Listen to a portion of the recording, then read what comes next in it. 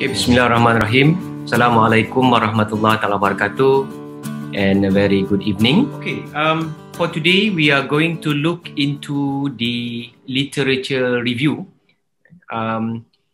We had already gone through the introduction to research methodology last week, and we also have already looked at the basic knowledge on what is research, what is development, commercialization and business, the issues on related to research for all over the world as well as the Malaysian context. So for today, we will zoom in into our topic of interest, which is the literature review. In terms of the learning outcomes, there are 4 learning outcomes that you should be able to obtain at the end of this particular session. The first one is that you would be able to organize the steps to prepare a literature review. Right. So later on in our course, in our subject, you will on your very own, you are going to do a review paper. Okay, and that will be part of your assignment. So in this particular lecture, you will be able to know how are the steps, the step by step to prepare a good literature review, and then at the same time, you will be able to recognize the common mistakes that normally being done by any researchers, not just students. There are even researchers or lecturers that already involved in teaching. Maybe they also do the same mistake again and again. So we will introduce to you the common mistakes that are being conducted by researchers in writing literature review, and then you would also be able to apply the steps to evaluate literature review, because I think it is important for a student to know what are the attributes or the characteristic of a good literature review and a bad literature review. So by having known that, you can produce a better literature review. And finally, you should also be able to distinguish techniques to write a good literature review. Okay, I will also share with you when the time comes in terms of my very own literature or review paper, okay, that has been cited so many times, and what are the tips and tricks in terms of preparing an excellent literature review paper. All right, so these are the 4 outcomes that I hope that all of you should be able to grasp at the end of this particular session. Right. In terms of the definition, what is literature review? Right? Some of you maybe say that it's just a collection of items that are being done by other people, right?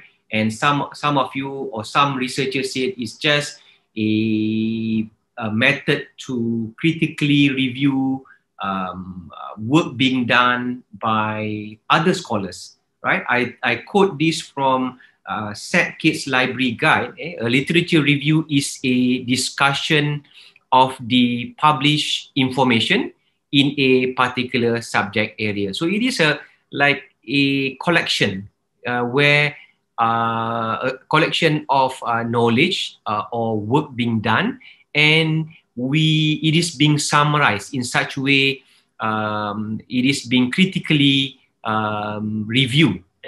And it can also be a summary of sources on certain subject.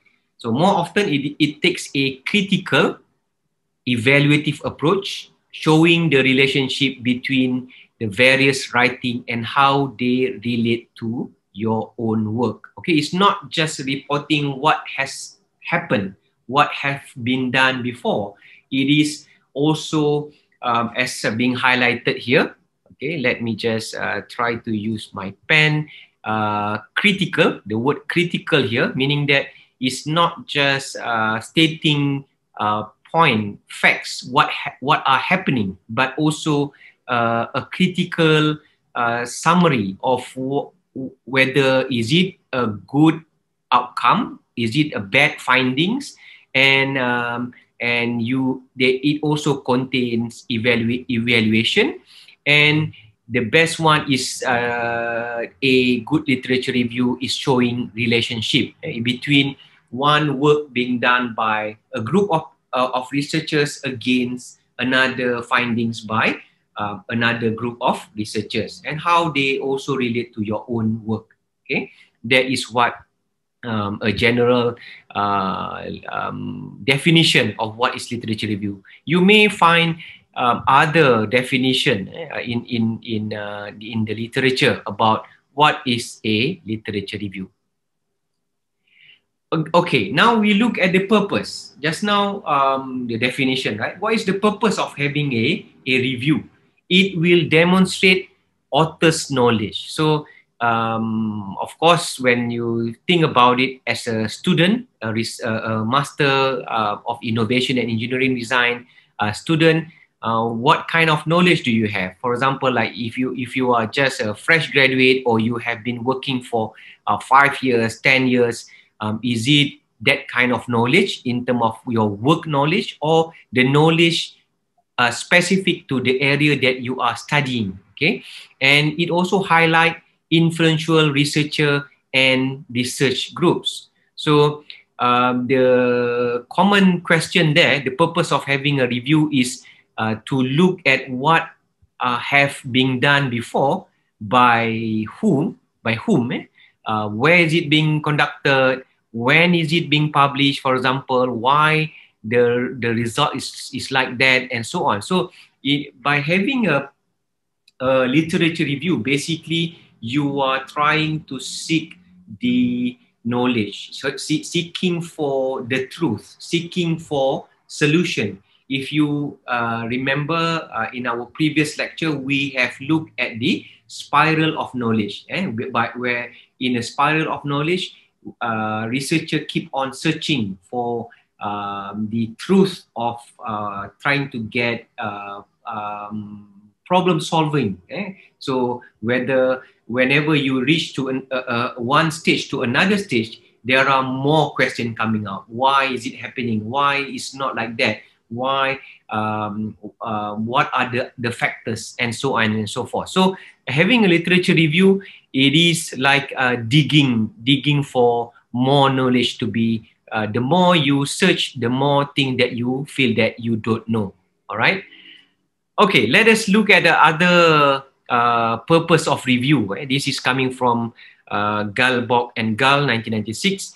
They mentioned about having a review. Basically, it will delimiting research problem, seeking new lines of inquiry, okay, avoiding fruitless approaches, gaining methodological insight, identifying recommendation for further research, seeking support for groundwork theory. So these are among others the reason why people conduct a review. At the same time, Hart 1998 also highlighted other factors that resulted in the reason why we need a review. For example, like they mentioned about he mentioned about distinguishing what has been done from what needs to be done. By having by doing a proper review, you will know that okay, this has been done before, this methodology has been done, and so on and so forth, and what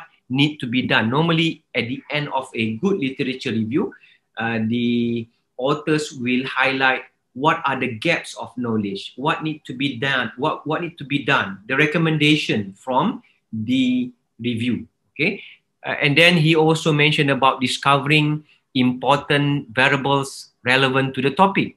Okay, synthesizing and gaining new perspective. By reading a review paper, you will be swarmed with many information.